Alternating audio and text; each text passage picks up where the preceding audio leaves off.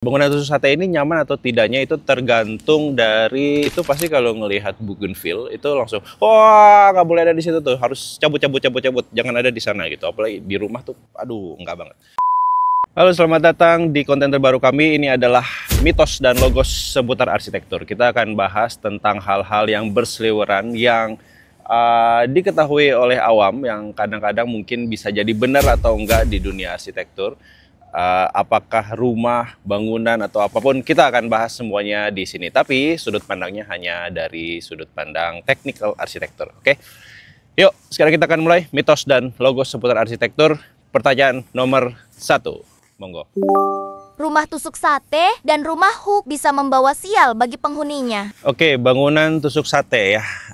Oke, bangunan tusuk sate ini nyaman atau tidaknya itu tergantung dari sifat bangunannya. Apakah dia berlaku sebagai hunian atau dia berlaku sebagai area komersial atau hal yang lainnya gitu.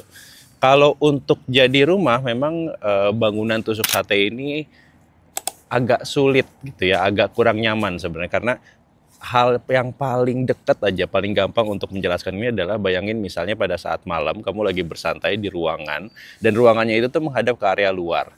Dan bayangkan dari jam 6 tuh dan seterusnya pada saat matahari sudah terbenam, itu cahaya sorot lampu tuh akan terus nembak ke sana, masuk ke dalam cahaya jendela, walaupun itu tertutup horden, tapi kan akan ada selalu gelap gemulai gitu ya, dan itu tuh rasanya tuh nggak nyaman banget. Dan tentu saja rumah tusuk sate itu juga akan rentan untuk dilihat orang, atau enggak yang paling apes itu adalah bagaimana kalau misalnya kita turunan, nah itu rumahnya di depan situ, nah itu pasti biasanya apes banget tuh. Dan biasanya sih rumah-rumah yang itu kalau di Indonesia pada saat kita jual beli itu adalah salah satu bangunan atau enggak rumah yang paling sulit untuk laku.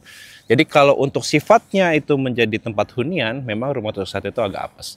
Nah, tapi kalau jadi komersial, ini bisa jadi hal yang menguntungkan. Nah, tapi komersialnya lihat dulu nih seperti apa. Kalau misalnya itu dijadikan restoran, itu juga sama, biasanya nggak nyaman-nyaman amat. Nah, yang paling cocok kalau mau jadi komersial tuh mungkin jadiin aja seperti kayak minimarket, atau enggak hal-hal yang orang tuh datang ke sana cepet-cepet pergi lagi gitu. Nah, sebenarnya yang paling bagus menurut saya adalah bangunan peribadatan. Jadi kalau kita lihat dari masa lampaunya gitu ya, di zaman Roman, itu tuh biasanya bangunan peribadatan tuh kayak ada di tengah gitu ya, lalu di sekelilingnya itu ada area komersial, dan hunian tuh baru ada di ujungnya luar sini gitu. Jadi kayak donat yang biasanya tengahnya bolong, nah tengahnya itu adalah rumah peribadatan. Jadi bayangin nih, di setiap tempat tuh semua tusuk sate semua. Nah, oleh karena itu akan ngebikin si bangunan yang ada di tengah itu, alias bangunan peribadatan itu akan lebih mudah diakses. Jadi bisa jadi mitos, bisa jadi logos. Kalau dia fungsinya adalah komersial yang sifatnya orang cepat datang cepat keluar, itu bagus. Nah, kalau untuk jadi rumah peribadatan juga bagus karena paling gampang untuk diakses. Tapi kalau jadi hunian itu kurang oke. Jadi dua sisi ya untuk bangunan di tusuk sate. Yuk, monggo pertanyaan nomor 2. Menanam bougainville di rumah menjadi penyebab perceraian. Ini kita juga harus ngomongin tentang tanaman-tanaman gitu ya. Ini bougainville, lalu tentang perceraian lagi. Aduh. Oke. Tidak ada referensi tentang itu dari technical arsitektur, tapi kalau dari referensi yang lain itu ada. Misalnya kalau misalnya kamu ketemu sama generasi baby boomer ke atasnya, apalagi yang orang Jawa gitu ya, itu pasti kalau ngelihat bougainville itu langsung wah nggak boleh ada di situ tuh, harus cabut, jangan ada di sana gitu. Apalagi di rumah tuh, aduh enggak banget. Nah, ternyata referensi tentang tentang bougainville ini juga tertulis di dua hal yang lainnya. Yang pertama itu adalah di Feng Shui. Di Cina juga nggak boleh tuh. Dan yang kedua tadi ya, dan ketiga itu adalah di Vastu. Vastu itu adalah di India. Dia tidak membolehkan atau tidak mengindahkan kalau misalnya kita tanam bougainville di rumah tinggal. Ya, biasanya sih arahnya akan ke sana, mengarah kepada hubungan rumah tangga yang tidak harmonis. Oke, tapi kita breakdown dulu dari sisi teknikal, oke? Kenapa bougainville, bunga yang sebenarnya cantik ini, itu bisa membuat hal-hal yang tidak menyenangkan itu. Hal yang paling dekat untuk kita bisa raih adalah karena dia punya duri. Oke? Dan dia adalah bunga yang cantik tapi berduri.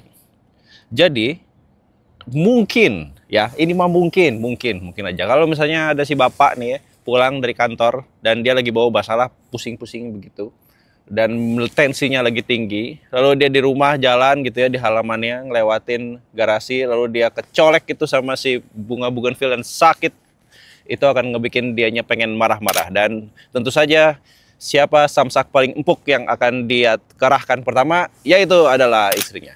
Dan istrinya pada saat kena semprotan dari bapaknya, manusia yang berpikir dari emosi pertama ini juga tentu akan meluapkan emosi dan membuat hubungan ini menjadi tidak akur. Tapi bunga yang ada durinya, tanaman yang ada durinya itu nggak cuma bougainville aja. Mawar juga berduri loh. Dan banyak sekali tanaman-tanaman yang lain. Oleh karena itu, ini saya rasa mitos lah. Karena tidak ada referensinya begitu, kecuali dari 3 barang yang tadi dari Jawa, dari Vastu juga dari Feng Shui. Ya, kalau percaya monggo. Yang kalau mau aman-aman aja ya udah nggak usah dipasang, karena biasanya bougainville itu dipasang di sudut jalan-jalan raya gitu ya, di jalan tol. Misalnya kalau kamu datang dari Soekarno Hatta menuju ke kota, itu biasanya ada banyak bougainville. Kalau misalnya kamu jalan-jalan ke Singapura gitu ya, di pinggir-pinggir jalan gitu ya, itu ada bougainville. Jadi mungkin lebih tepatnya adalah tanaman itu lebih cocok ditaruh di pinggir jalan raya, oke? Jangan ditaruh di rumah lah kalau misalnya takut ada apa-apa. Just in case, oke? Jadi ya udah. Mitos sedikit menuju ke logos. Dah, ayo kita masuk ke pertanyaan nomor 3. Monggo. Konon katanya, jika rumah menghadap timur akan memiliki energi negatif. Menghadap timur. Kenapa dibilang negatif ya? Oke, Indonesia itu berada di daerah Khatulistiwa yang beberapa daerahnya itu ada di arah bawah garis Khatulistiwa, di mana itu akan menyebabkan orientasi menuju ke selatan itu akan menjadi yang paling baik. Kenapa? Karena kena cahaya matahari langsungnya itu lebih sedikit. Nah, tapi kalau misalnya kita berada di garis Khatulistiwa bagian atas, nah itu justru menghadap utara, itu tuh bisa menjadi orientasi paling baik. Kayak misalnya kayak di daerah Aceh, atau enggak Sulawesi bagian atas, dan lain sebagainya gitu. Nah, tapi kalau arah timur, sebenarnya itu harusnya adalah area yang paling bagus. Kenapa? Karena mau dimanapun kita berada, matahari terbitnya semua dari timur, bos. Jadi nggak ada yang tiba-tiba matahari terbitnya dari arah selatan atau dari arah barat gitu. Nggak tahu, kecuali kalau misalnya kiamat terjadi ya mungkin hal itu terjadi. Tapi matahari terbit dari sana, dan pada saat matahari terbit itu adalah cahaya yang lagi membawa banyak sekali energi positif justru. Oleh karena itu, orientasi ke arah timur itu tuh paling bagus ditaruh ruang-ruang seperti kamar tidur. Nah, hal yang paling sederhananya untuk dibahas adalah pada saat nih kasur itu terkena matahari langsung, maka sinar matahari itu akan membantu ngebunuh baksil-baksil dan juga bakteri yang menempel pada kasur dan bantal kita. Oleh karena itu, pada saat kita bangun tidur, biasanya sih harusnya orang-orang yang tinggal di rumah yang kamar tidurnya menghadap ke arah timur itu harusnya lebih sehat dibandingkan dengan orang-orang yang kamar tidurnya tidak menghadap ke sinar matahari langsung. Nah, begitu juga dengan ruang-ruang lain ya, misalnya kayak ruang keluarga gitu ya, kalau misalnya atau ruang makan gitu, pada saat sarapan kita ketemu matahari langsung tuh menyenangkan gitu ya. Tapi ya jangan lama-lama, sampai jam 8 itu udah oke, jam 8, 9, 10 tuh sudah mulai agak panas. Jadi harusnya itu membawa energi positif. Mungkin lebih tepatnya bukan rumahnya ya, tapi ruangannya gitu. Jadi ruangan kamar tidur paling bagus itu menghadap ke arah timur, dan ruang-ruangan yang lain ya kalau bisa menghadap timur ya oke, bagus. Kalau enggak ya kita bisa lakukan hal yang lain. Jadi rumah menghadap timur adalah mitos atau logos. Kalau dia negatif, saya rasa tidak ada referensinya.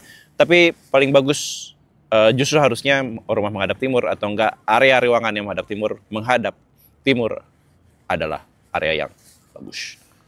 Oke, 3 dulu hari ini. Kita akan masuk ke mitos dan logos selanjutnya. Kalau misalnya ada pertanyaan-pertanyaan dan ingin masukkan hal-hal yang aneh-aneh, monggo bisa tanya di komentar. Dadah.